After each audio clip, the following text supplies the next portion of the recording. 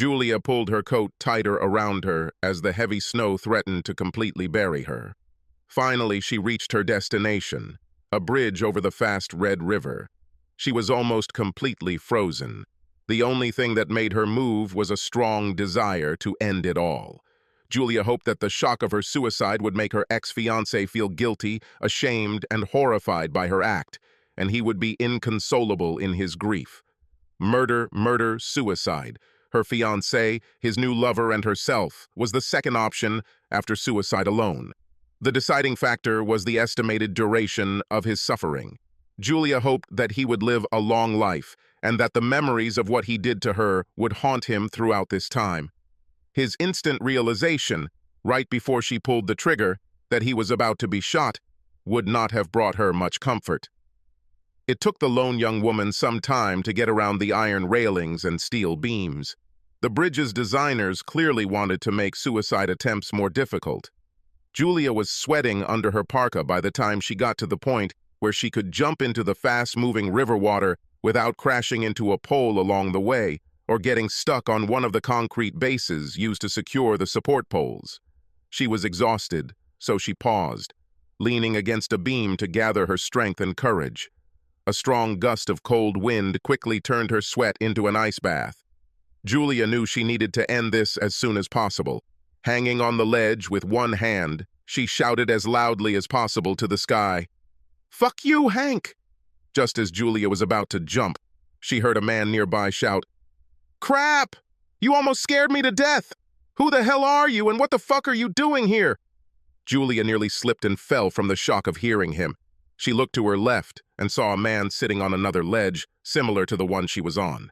She shouted back, "Stay where you are! Don't you dare try to talk me out of jumping. You can't stop me. This is the only way out for me." "What the hell are you talking about? I'm not trying to talk you out of anything. I came here to jump alone. Get out of here and leave me alone." "You're a copycat. I came here first. If anyone needs to go, it's you." There was silence in the confrontation, while the wind and cold increasingly penetrated their clothes. The man finally spoke. "Hell, if they find out that two of us committed suicide, it will take attention away from my death and the reason why I committed suicide. I want my bitch wife to suffer as much as possible. Your suicide will confuse everything. I'm sorry I got angry at you, but please go away and let me jump alone. You can come back another time. I don't think I can do that. I have to jump tonight. I'm not sure I have the courage to do this again. Besides, I have nowhere to go. That cheating bastard kicked me out." After thinking a little, the man suggested, "I have an idea. You can go to my house. My wife left to live with her lover. I'll give you the key to my house. Oh, if you don't mind, could you take my car to my house? It's parked at the far end of the bridge. I haven't thought about it before, but I really don't want to leave her here. Someone might accidentally bump into it. I don't want anyone else to suffer because of me, except my wife." Julia started crying. "Damn you. You ruined all my plans." "Did I ruin your plans? You ruined my plans. Everything I wanted to do tonight is now all ruined. In fact, nothing I've wanted to do lately has gone according to plan. Why should tonight be any different? Look, we're both freezing here. Why don't we both get out of here and figure out what to do?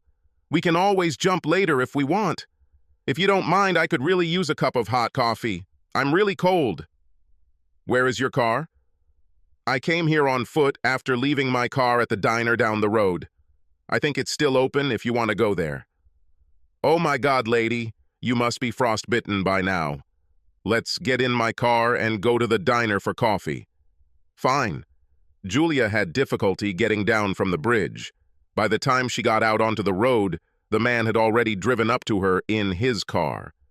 Luckily for her, by the time she got in, the heat in his car was already on.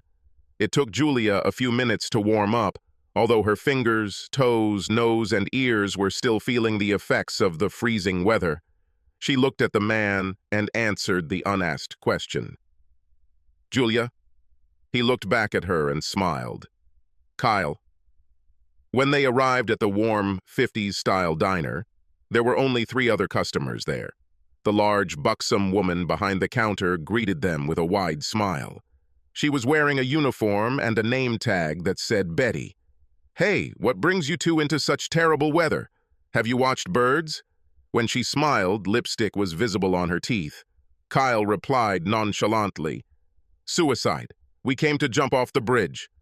Julia was shocked by his willingness to reveal their intentions. He smirked at the expression on her face. Waitress Betty calmly replied, "It happens a lot here these days.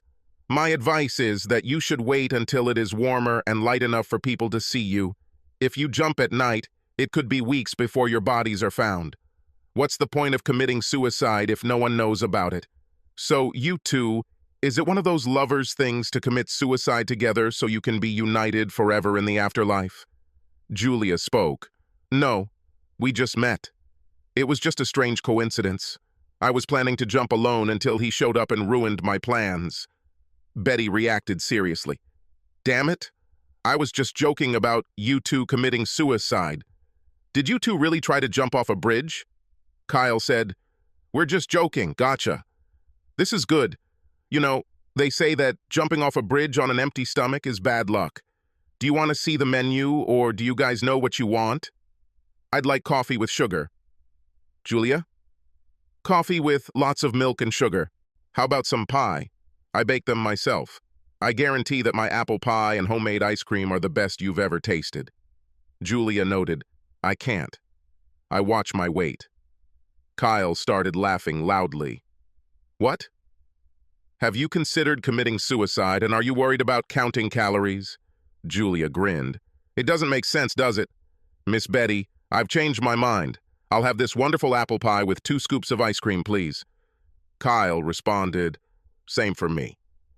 A few minutes later, 2 would-be jumpers sat across from each other in a booth with duct tape covering the holes in the vinyl bench. The apple pie a la mode was delicious as advertised. Betty couldn't help but tease the couple. "You know, everyone says my pie is worth dying for. If you two decide to jump, could you leave a note saying that my apple pie was the reason you jumped?" All 3 chuckled. Kyle became serious and asked, "Julia, do you mind if I ask why you decided to attempt suicide?" "Hank, my boyfriend." "Sorry, let there be an ex-boyfriend. And I have been exclusive for 3 years. Now I know that I was the only one who was exclusive. In any case, I was sure that he was my one and only. I moved in with him 2 years ago when we got engaged. A year later, I started asking when we would get married. He kept saying that now was not the right time and got angry every time I said anything about marriage. I found out why. One evening, when I returned to our apartment after work, my fiancé was sitting in the living room with a curly blonde girl with huge breasts and an ass practically on his lap. He announced that he had decided to move in with his new girlfriend and kick me out. Until then, I had no idea that he had another girlfriend. I think my charms weren't big enough for him. It was his apartment anyway, so I had no legal reason to stop him from showing me the door. I begged, humiliated myself, and cried. I cried a lot. As I was leaving, Hank laughed and said that he had already cleaned out our joint bank accounts as well. I was devastated. I had nowhere to go and no money to get anywhere. I was too embarrassed to call anyone I knew. Moreover, I couldn't call my parents because they didn't like Hank from the very beginning. They told me I was a fool for moving in with him without being married. The prospect of hearing "I told you so" was unbearable for me. I felt bad enough as it was. At first I wanted to take revenge on him and his new slut, but I didn't have the guts or the gun to kill them. Then I decided that the best way I could take revenge on them was to haunt them for the rest of my life like a ghost by committing suicide. I thought the easiest way was to jump off the bridge. What are you going to do now? I don't know now that you stopped me. I returned to where I was when I left his apartment. I have nowhere to go and I don't know what to do. I opened my soul to you. Now what's your story? Kyle began with a deep breath. Carol and I dated for several years and got married as soon as we graduated from college. This evening I came home from work and saw another car in the driveway. I had no idea what awaited me. In the living room, I saw my wife, Carol, sitting next to a strange man. Her packed suitcases were waiting at the door. I barely had time to say, "What the fuck?" before she yelled at me to shut up and listen. "Kyle, I thought I loved you when we were dating, but really more than anything, I wanted to get away from my parents. When you and I started having sex, it felt so good that I thought I had everything. Good sex, and the chance to get away from my parents is why I agreed to get married. However, it didn't take us long for our lives to become SAUCONY. As the boring years of living with you became increasingly boring, I decided I deserved more than just settle for you. I didn't know what I deserved until Daryl came to work for our company. Our personalities clicked almost immediately. It didn't take us long to bond. When we had sex, it was amazing compared to what we had with you. Kyle, you're a good guy, but Daryl is handsome, charming, smart, rich, and a real stud in bed. Well, he has it all, what you are not. Believe me, I am doing you a favor by leaving our marriage now, even though you may not feel that way right now. My departure now gives you enough time to find a woman who is willing to settle for the pleasant and the boring. I'm leaving tonight. I've already taken half the money from our account in savings. You can take this house. Our lawyers can work on the rest. Carol and the idiot took her bags and left. Oh, I'll send you the address to send the divorce papers to. I advise you to be fair to me, otherwise you will regret it. No goodbye, no last hug, no goodbye kiss. I stood there in shock long after they left with him. Like you, Julia, I decided that instead of killing, I would take revenge by blaming her for causing my suicide. Now I wonder if she would even care if I was dead. Heck, she could be happy because she would inherit all my property when I die. I need to think about something else. Kyle, is this offer to stay in your house still valid? I need somewhere to stay until I decide what to do. I mean, if you don't mind. Well, they say misery loves company, and we're both miserable, so why not? Just follow me in your car. Kyle, thank you. You're welcome. They went to his house. Julia was shown the guest bedroom and bathroom that they would have to share. Julia didn't bring her pajamas, so Kyle gave her one of his university sweatshirts. They drank quite a lot of wine before they began to feel sleepy. Considering the emotional state they were at the beginning of the evening, the fall to exhaustion was strong and fast. They talked the next day over morning coffee. Julia asked if Kyle would go with her to pick up some of her things from the apartment she shared with Hank. She didn't think he would be rude, but she thought that if Kyle had been there, he wouldn't have done anything. Kyle agreed. Julia called Hank and told him she was coming to pick up her things. A woman with a cart is easier for a mare, was his answer. Tears welled up in her eyes, but she managed not to cry.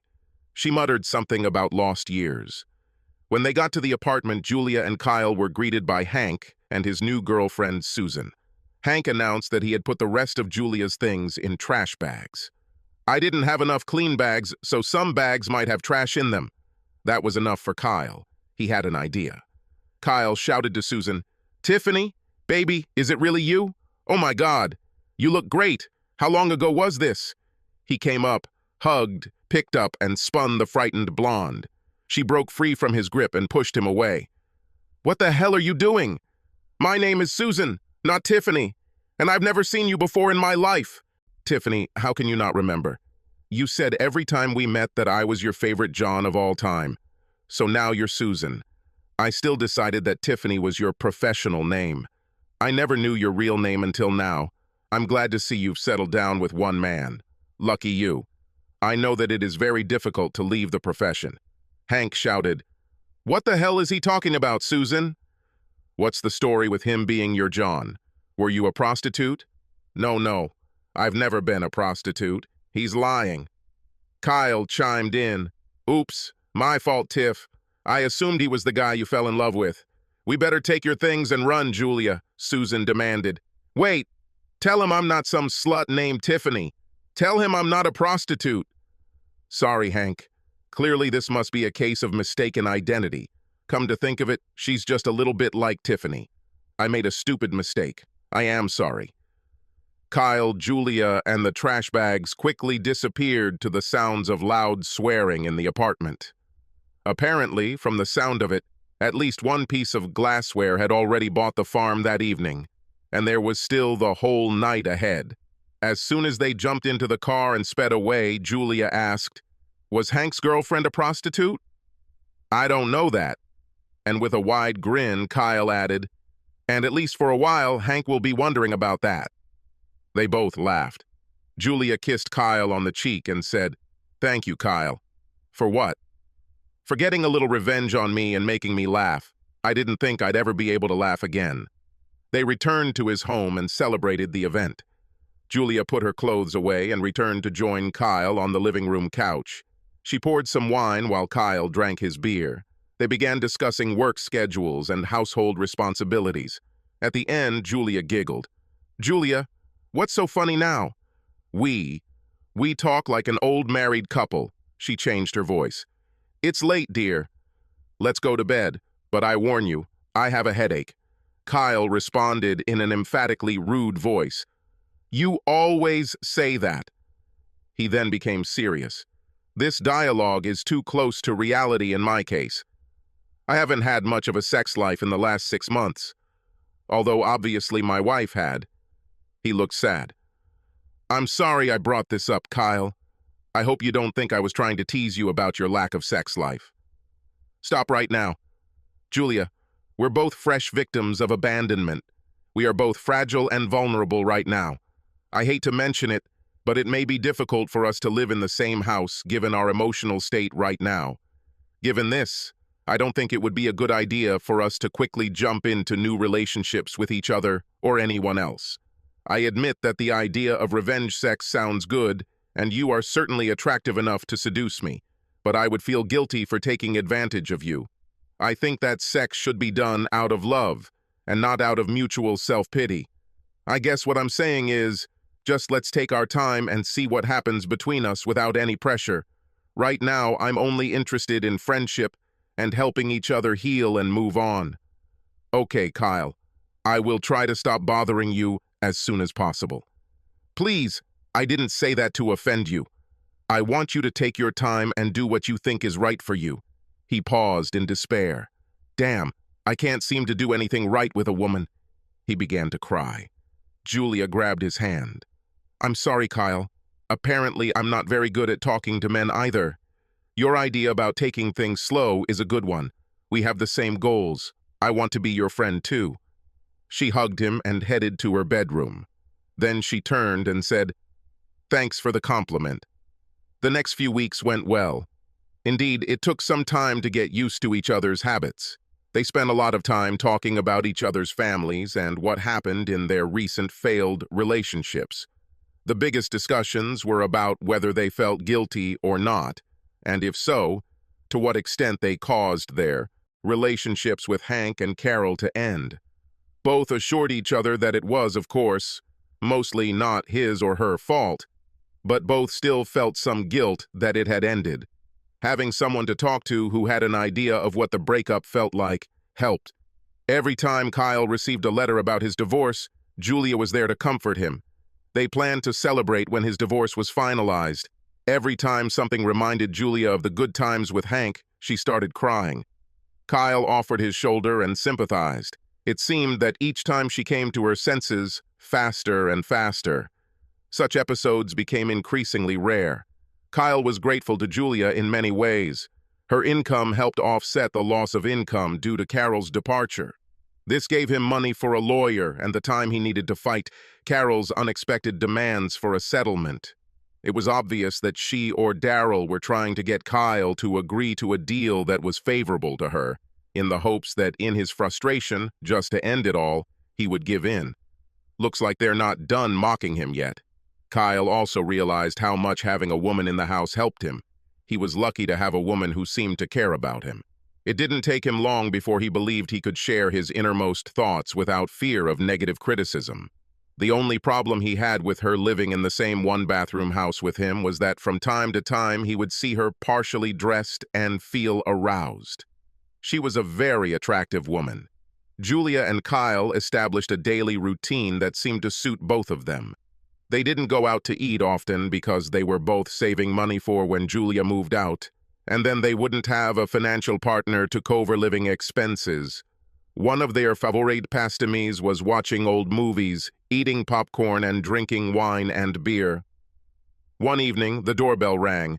Julia walked to the door and opened it. It was Carol.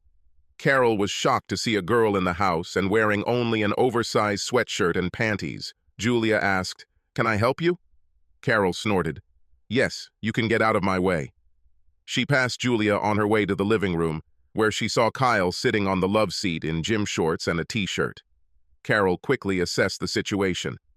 "Well, it certainly didn't take you long to forget me, but maybe not. I bet you two were doing this before I moved out." Julia walked up to Kyle, who was already standing, and put her arm around his shoulders. "Actually, I should thank you for being together. We met at a diner the night you left.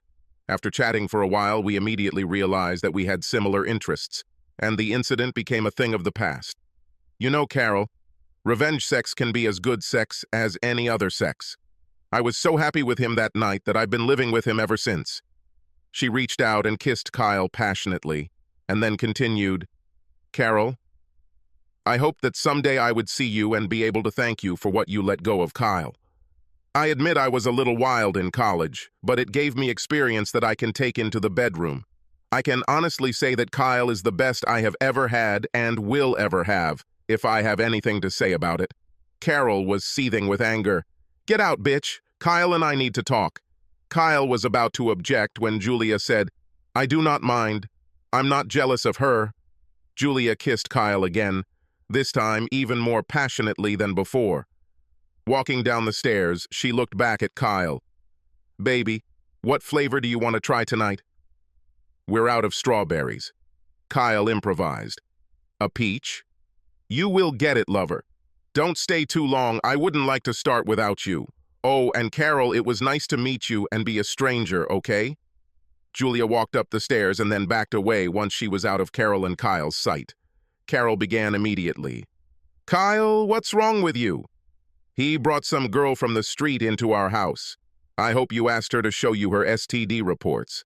I heard that girls like her need to be checked every 2 weeks. You're wearing a condom with her, aren't you?" Kyle ignored her remark. "Okay, Carol, why are you here?" "I told Daryl that I needed to pick up a couple more of my things that I left here. Honestly, I wanted to see how you were doing and how you felt about me after you had time to calm down. I said a lot of hurtful things, but they were for Daryl. He's a little insecure and wasn't entirely sure that I really wanted to be with him. Despite what I said in front of Daryl, I didn't really mean it. I missed you, Kyle." She moved closer to him for physical contact, but Kyle moved away. "Carol, I admit that I was very upset both by the betrayal and by the way you told me how everything would turn out. I was going to do something really stupid about this before I met Julia. We became instant soulmates as we shared coffee and apple pie at the dinner table. By the way, I can recommend a great apple pie place if you're interested. Anyway, Carol, I now understand better what you described as what happened between you and Daryl. Based on my experience with Julia, I am no longer jealous that you are off with your significant other, but my sympathy goes no further than that. I will not give you more than your fair share of our assets in a divorce. Kyle, I admit, I hoped that you would be unhappy without me. I wanted to offer you to stay in the marriage, but that you would let me live with Daryl and see you on the side. Now, after meeting Julia, I know that I would hate to see you with another woman. Looks like I'll have to choose between you and Daryl. I just cannot. Carol, you have no reason to worry about making a choice. Coming back to me is not an option. I don't know what will happen between me and Julia, but she helped me move on, without you. If you still have any feelings for me, stop fighting and settle the divorce matter. But Kyle, I love you. And I loved you, in the past tense." Carol left in tears. Julia returned to the living room and hugged Kyle. They remained in each other's arms for a while. Kyle finally pulled away and said, "Let's go to bed." Julia whispered, "Can I get into bed with you and just snuggle?" "That's what I was hoping for, thank you." I'm shaking from the experience. "Thanks for what?" "For hitting Carol's nerve." They both grinned. "By the way, what were you talking about when you said we were out of strawberries?" "I once had a boyfriend who was fond of edible gels, which he injected into my secret places. Too much information?" "No, rather curiously obscene. You actually have a peach scent for, well, you know?" No, but who said I don't taste better in my natural form? After a couple of months, Julia decided it was time to do something. Either she had to move out or propose to Kyle so they could become intimate. It was killing her to be so close and not touch the way she wanted. She wanted him to know that she was no longer so fragile that he had to worry about hurting her feelings. Then she got a phone call. It shook her to the core. Julia was sitting on the couch in a coma-like state when Kyle entered. He saw Julia and asked what was the matter. She said, "Hank called. He apologized and wants me to come back." "You're not going to, are you, after what he did to you?" "I don't know. I spent several good years with him and I still have to leave you soon." "Will you have to leave me?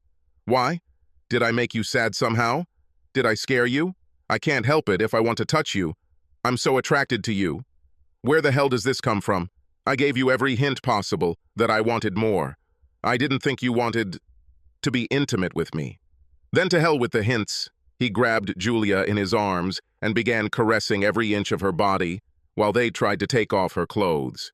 His mouth attacked every piece of bare skin that was exposed. She counterattacked in the same way. Julia paused to speak. "You're right. To hell with all these hints." After 3 rounds of sex, Julia spoke first. "Looks like I was right when I told Carol that you were the best sex I've ever had." "What about you?" "No. The best sex I've ever had will be the next time we have sex, in about 15 minutes. Julia called Hank back and said that his ship had sailed and was sinking quickly. She had the best man she could ever have, especially in the bedroom. "You are lying. You know you want my—" Julia hung up.